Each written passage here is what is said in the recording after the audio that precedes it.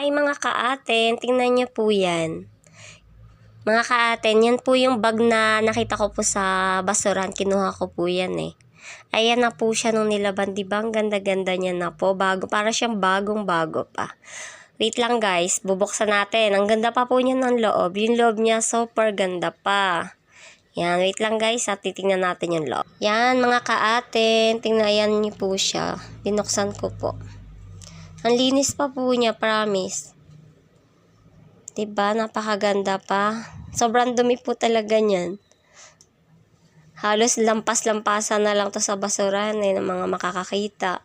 Pero ayan po, mapapakinabangan pa siya. I think, po siya, mga pang 4 years old or pa mga kinder, ganon. Papakinabangan po siya. Tingnan nyo guys. Diba? Ang ganda. Sa ngayon po, maghahanap po ako kung kanino ko siya ibibigay. Pag umuwi po ako sa amin. Hanap ako ng maaaring pagbigyan. Na pwedeng gumamit. Kasi may mga kapatid po kong 2 bata pang lalaki. So, bali, na po siya eh. Grade 7 na po yung isa, tsaka grade 5. Hindi na po ito susuotin ng mga yun. Hindi na pala gagamitin sa school. Medyo binatilyo na ng konting mga kapatid ko po eh. Yan, nagbalintong na po siya guys. Yan, tingnan nyo po.